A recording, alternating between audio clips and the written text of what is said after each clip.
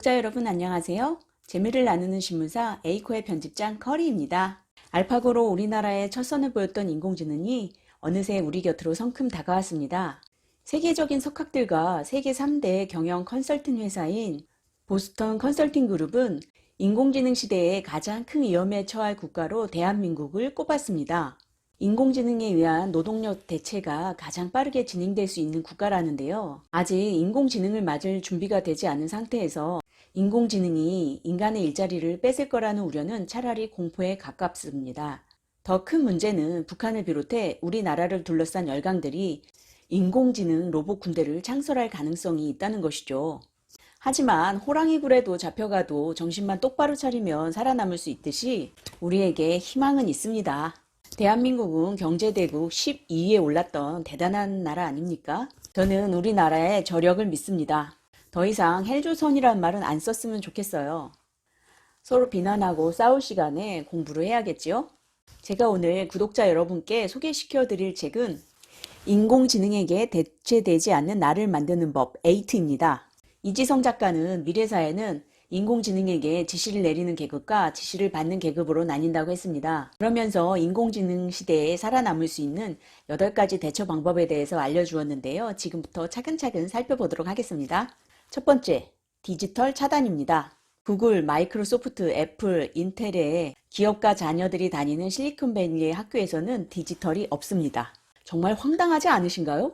생각하는 힘과 타인과의 공감, 내면의 힘 조절, 그리고 창조적 상상력을 키우기 위해서라는데요. 반면 우리나라는 전국의 교실이 IT화되고 있죠. IT 기기를 차단하지 못하는 사람들은 중독될 것이고 인공지능은 IT 기기보다 훨씬 더 강력하기 때문에 이에 중독될 가능성이 더욱 높습니다. 그렇기 때문에 IT 기기를 차단할 줄 아는 사람들은 독서와 사색, 예술과 자연을 접하고 다른 사람들과 진실되게 교류하면서 자기 안에 인간성과 창조성을 발견하고 강화해 나갈 것입니다. 이런 사람들이 인공지능 시대에 저절로 리더가 되겠죠? 주말엔 스마트폰을 서랍 안에 두고 미술관, 음악관, 박물관, 자연 등으로 나가는 겁니다.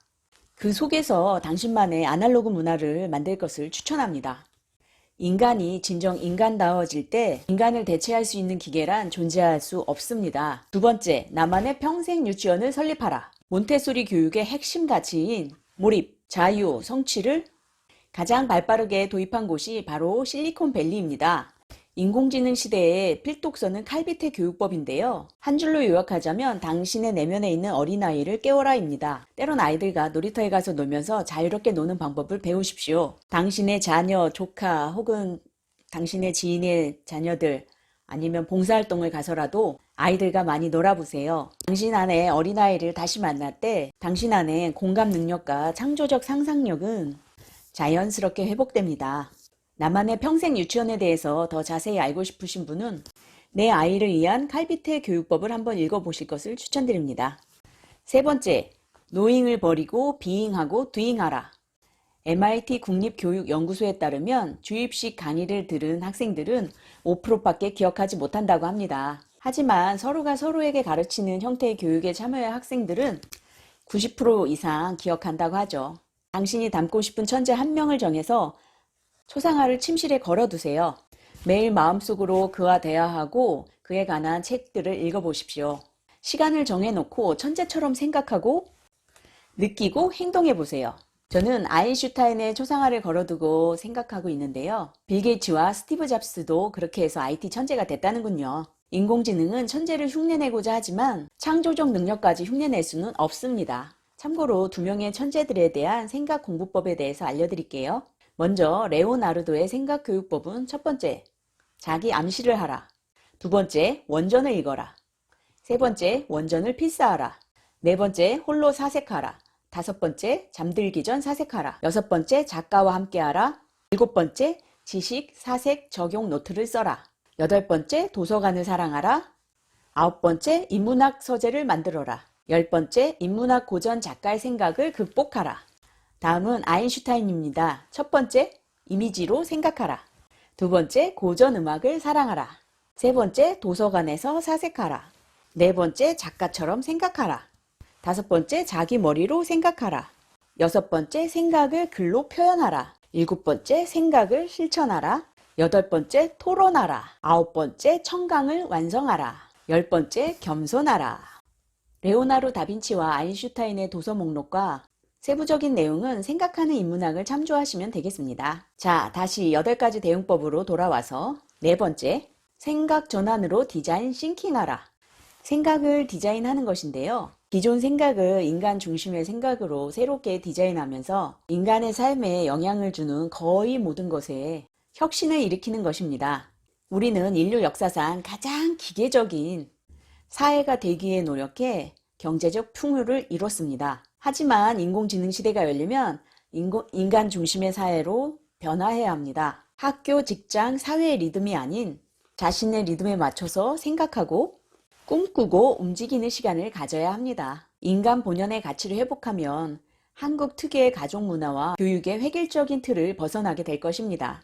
자유로워지고 내면의 창조성을 발견하게 되면 사회를 변화시키고 싶다는 절박한 마음을 갖게 되죠. 바로 그때 스탠퍼드대 디스쿨의 디자인 싱킹이 훌륭한 무기가 될 것입니다.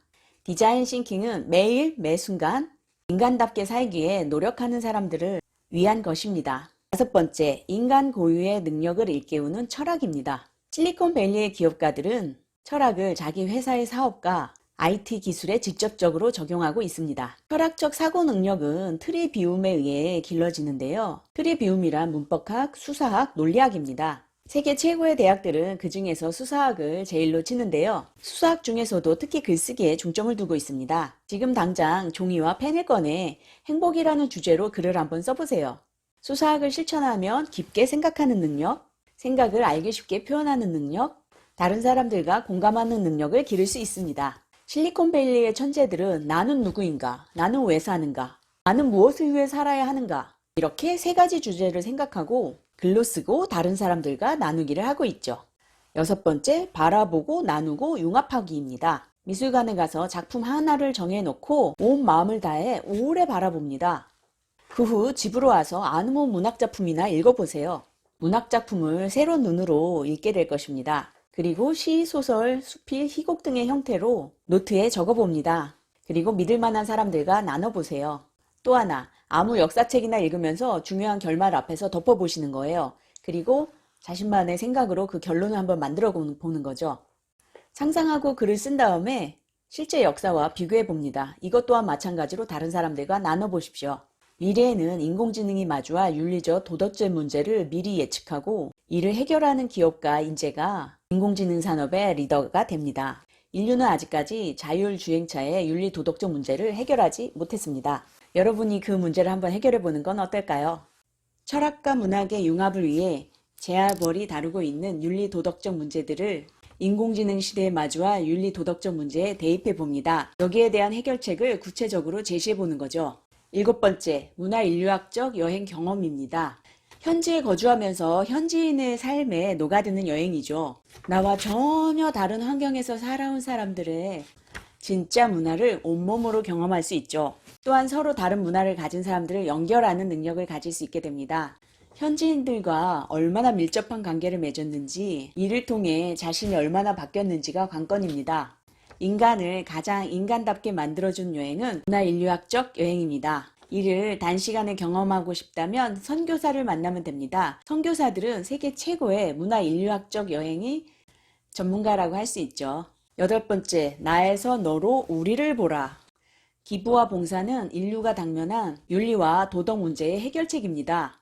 인간다운 인간은 내 안의 인간성에 집중할 때 얻어집니다. 나만 아는 인간에서 너와 우리를 아는 인간으로 성장할 때 얻어지죠. 창조적 상상력과 공감 능력 키우기를 실천하기 위해 이상과 같이 8가지 대처 방안을 제시했는데요. 핵심은 창조적 상상력과 공감 능력입니다. 우리나라는 다른 나라에 비해서 획일적인 문화에 어릴 때부터 노출돼서 살고 있는데요. 오죽하면 가만히 있으면 중간 간다라는 말이 있을까 싶습니다. 하지만 한 가지 다행인 건 우리는 개인보다는 우리를 중시하는 문화를 가지고 살고 있습니다. 다른 나라들에 비해 큰 장점이 아닐까 생각해 봅니다. 저는 에이트를 읽고 나서 막연한 공포와 두려움이 사라졌는데요. 다만 저걸 언제 다 실천할까 하는 중압감이 남았습니다. 하지만 한 가지씩 실천해 봐야겠죠? 구독자 여러분들도 내가 할 수 있는 일을 한 가지씩 실천해 볼 수 있는 그런 하루가 되시길 바라겠습니다. 자, 끝내기 전에 에이코의 센스 기르기 한번 하고 가실게요. 자, 오늘은 어떤 단어가 나올까요? 첫 번째 단어는 추억, 추억이 나왔네요. 두 번째 단어는 커스텀 셔츠입니다. 세 번째는 허기입니다. 추억과 커스텀 셔츠와 허기. 커스텀 셔츠에 대한 추억에 목말라 있는 사람들을 위해서 커스텀 셔츠 업체에서 맞춤용 커스텀 셔츠를 제작해서 판매하는 것입니다. 과연 많이 팔릴까요? 많이 팔렸으면 좋겠네요. 자, 긴 영상 봐주셔서 감사합니다. 구독과 좋아요는 사랑입니다. 오늘도 행복한 하루 보내세요. 감사합니다.